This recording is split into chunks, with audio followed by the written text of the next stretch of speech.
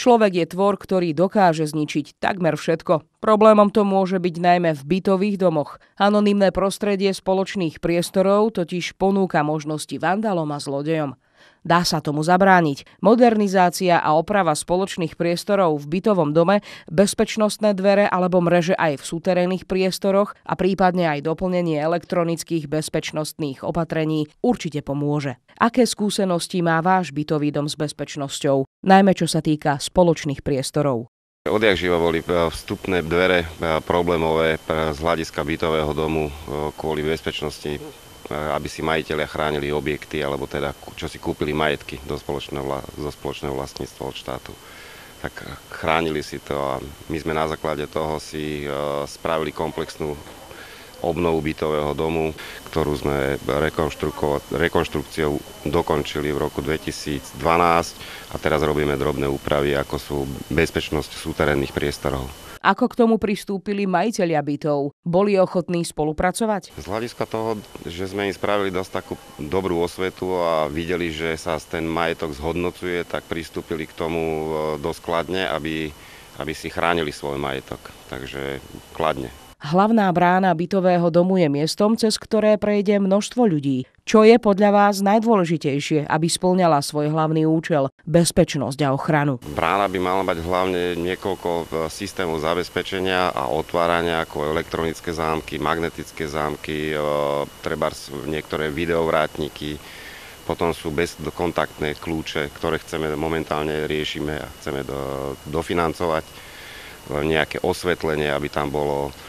Kvôli bezpečnosti na vchodových bránach sme umiestnili napríklad aj schránky z vonkajšej strany, aby sa nám rôzni doručovatelia, čo sa týka letákov a ostatní, neponeverali po nebytových priestoroch, aby majitelia mali trošku bezpečnosť. Tak sme vymenili kompletne iné riešenie, ako je bežné. Ako súvisia mreže s pivničnými priestormi? Sú tiež dôležité? Pred komplexnou rekonštrukciou sme mali problémy. Niektorí nájomníci ktorí sú starší, sa báli chodiť do nebytových priestorov ako pivničné priestory a teraz aj upratovačky, ale teraz nemajú problém sa dostať tam a sú spokojnejší aj nájomníci. V pivniciach majú majitelia bytov často odložené rôzne druhy majetku, o ktorý nechcú prísť. Dvere sú preto veľmi dôležité.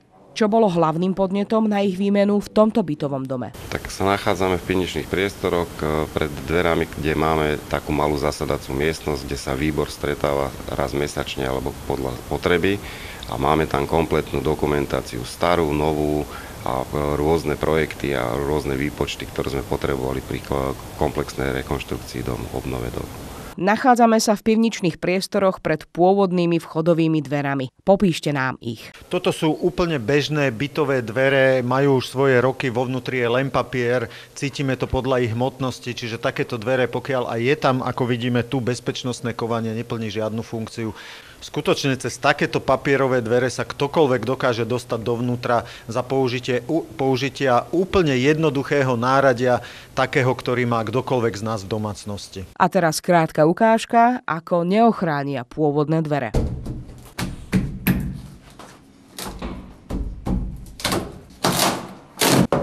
No musíme si uvedomiť, že v pivničných priestoroch má páchateľ veľa času. Môže robiť hluk. Tu sme videli, že toho hluku nebolo veľa a za použitia obyčajného bežného skrutkovača sa dokázal dostať dovnútra. Aké dvere sú najvhodnejšie do spoločných aj pivničných priestorov? Určite v prvom rade také, aby sa nestalo to, čo sa tu stalo, že veľmi jednoducho sa niekto dostane dovnútra, čiže skutočne reálne bezpečnostné dvere, tak aby z jedného miesta pri jednom otočení kľúčika sa uzamkli tie dvere smerom hore, smerom do podlahy, to je veľmi dôležité, a takisto pri pantoch a pri hlavnom zámku. Dnes hovoríme o rôznych bezpečnostných prvkoch, ktoré sú súčasťou komplexnej obnovy bytového domu a jedným z takých prvkov je aj kamerové zariadenie. Tak všetky tieto elektronické prvky, hlavne záznamové, skôr slúžia na odradenie prípadného človeka, ktorý by chcel v tom dome niečo zlé robiť. a samozrejme následne môžu slúžiť ako dôkazový materiál alebo na zistenie toho, čo sa tam udialo. Čiže ono priamo tá kamera samozrejme nevie zabrániť akémukoľvek činu, ale fyzicky určite je vhodné ju namontovať, pretože mnohokrát sa stáva, že ľudia robia aj iné neprístojnosti ako len krádeže a v tom prípade tá kamera vie odhaliť, áno, ty si tam dával smeti, ty si tam dával niečo iného, takže spôsobil si nejakú škodu na tom dome, poškodil omietku. Takže k tomu všetkému je veľmi dôležité, aby aj tieto zariadenia existovali v tom dome a pre tých občanov určite to prinesie pozitívny osoch v tom, že sa nebudú ničiť ich majetky. Všetky tieto zabezpečovacie zariadenia niečo stoja a často to nie sú malé finančné prostriedky. Existujú možnosti, ako si peniaze zaobstarať čo najvýhodnejšie? Na to financovanie samozrejme každé spoločenstvo vlastníkov bytov, každý správca zhromažďuje fond oprav, čiže aj z toho fondu oprav sa dá niečo spraviť, ale keďže väčšina bytových domov je de facto v